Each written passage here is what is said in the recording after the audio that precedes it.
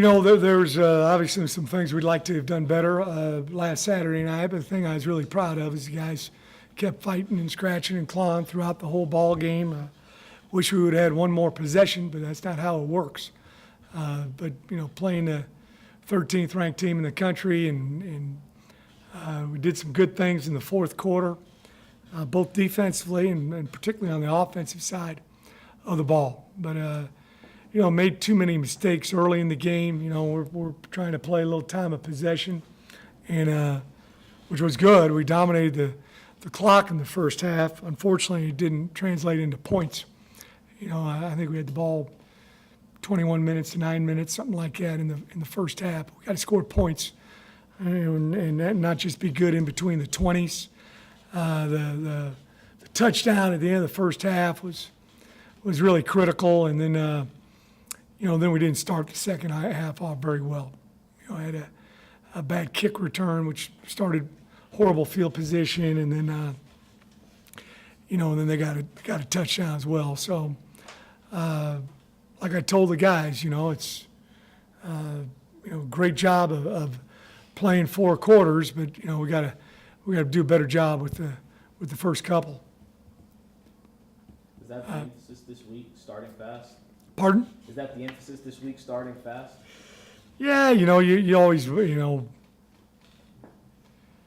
emphasize starting fast. That means you're de-emphasizing finishing. So it's hard to. We just want to play good every play and learn how to focus on every single play. And the play before, regardless of whether you had a good result or a bad result, you got to move on and get ready for the next play. I think we're getting more guys doing that. But in order for us to be successful, we've got to, everybody's got to do their 1/11th. And as I've said before, we're not going to roll the ball out and give a second or third best effort and win ball games. We got to go out and be mentally and physically into it on every single play. Coach, how do you recapture a little of the momentum that you had a few weeks ago? It seemed like you had some real momentum, and then you didn't go to FIU and play very well. And how do you re-grab that? I think it's being consistent. I think it's not dwelling on negative things, but accenting positive things, and just for the program's sake, every team, each week is an entity into itself, and you gotta, you just gotta, move on. I mean, the Army game didn't get us to win the Tulsa game. It was preparation and going out and executing on game day. So, I just try to be as consistent as I can and be as positive as I can. I just don't think this day and age browbeating guys works. So we're very positive and wanting to play as well as we can every single week and getting these guys to focus on every single play. And I think it's also, in some areas we got younger guys, getting our game plan formulated early in the week so we have a chance to rep it, on Tuesday, Wednesday, Thursday, this week, Monday, Tuesday, Wednesday. So are you changing some things in that regard? Yeah, every week, you change things based on what you do well, who's available, who you're playing. So there's things that you do change every single week, but by and large, our run game's similar, our pass game's similar, our run defense fronts are similar, our coverage is similar, our kicking game's similar. You try to wholesale change things during the season or from week to week. Most of the times you have problems. Looked like Jonathan Banks got a little rest today. His finger didn't affect him at all in the game. Is he good to go? Yeah, he should be fine. Also allowed us earlier in practice. We had him doing a bunch of stuff, and we were doing a little bit of 11 on 11. We were giving a few more reps to Brantley and Glenn. Harry Nickerson was semifinalist for the fourth award.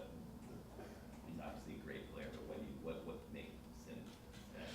Well, he does a great job of playing the ball, playing man-to-man coverage. there's an art to understanding whether you can turn to the quarterback or turn through the face of the receiver or stay in phase and sink and fade and catch a ball or play the hands, and he makes those really good split-second decisions. And then the other thing I think he's just really improved on in the last couple of years is tackling. He's a complete player. And I think that's probably what's going to give him an opportunity to continue to keep playing when the season gets over with. South Florida really only challenged him once. He made the play and you kind of let him know not to challenge him again. You kind of Yeah. that attitude in him.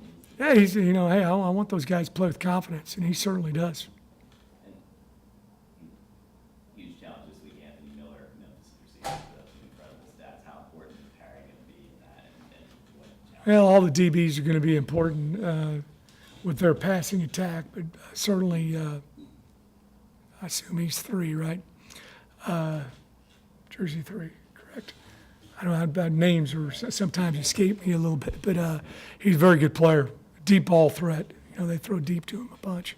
And, we'll have different guys on him from time to time, depending on what we're playing. Coach, the early signing period, as far as how it would affect you, do you think it will help you or hurt you? Or? From everything, all the information I've gathered, I think everybody's, accelerated the recruiting, the offering, all those kind of things. I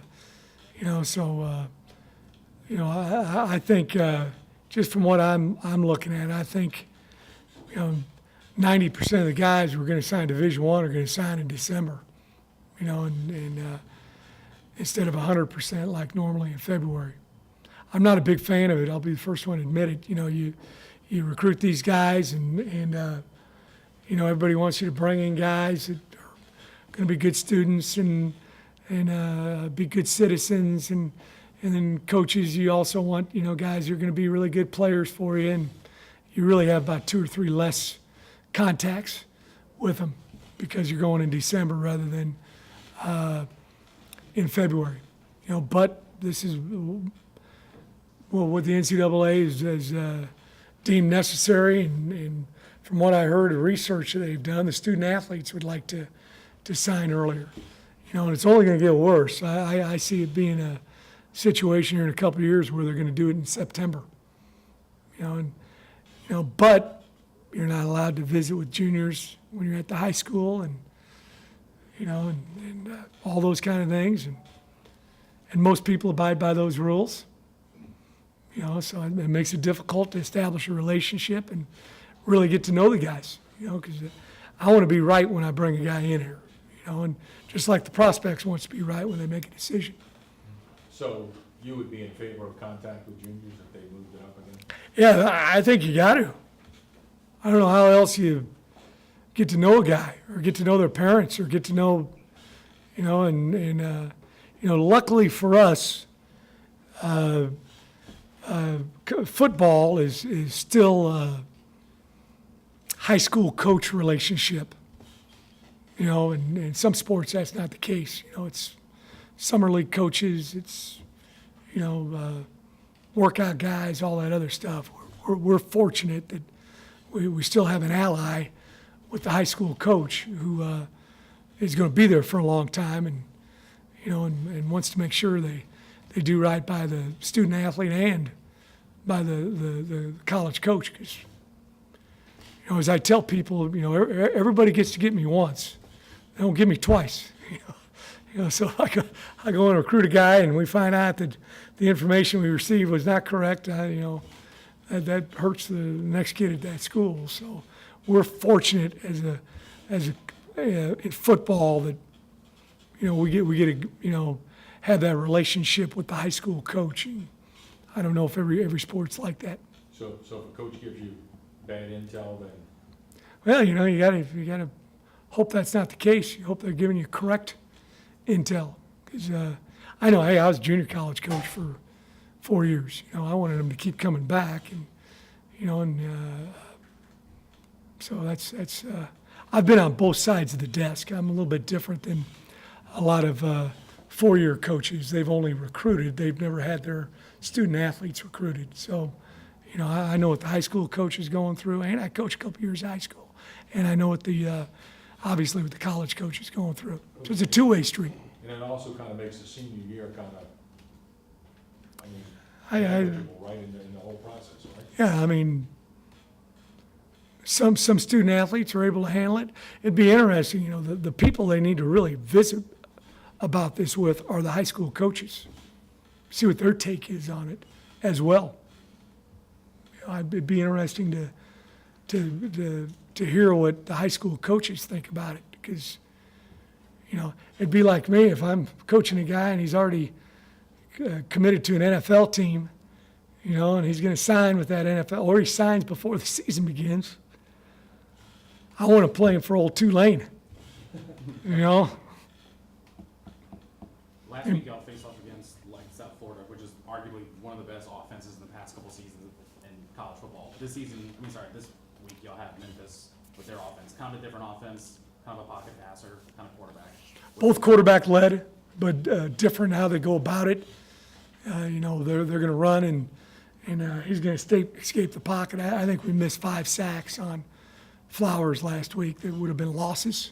And they were just leverage, you know. It happens fast, and there's a reason why he's had all that success, you know. But the quarterback for Ferguson is a lot different guy, but he's another NFL prospect. You know, he just goes about it a different way. Now he's got good feet too, but he's more of a thrower than he is a runner.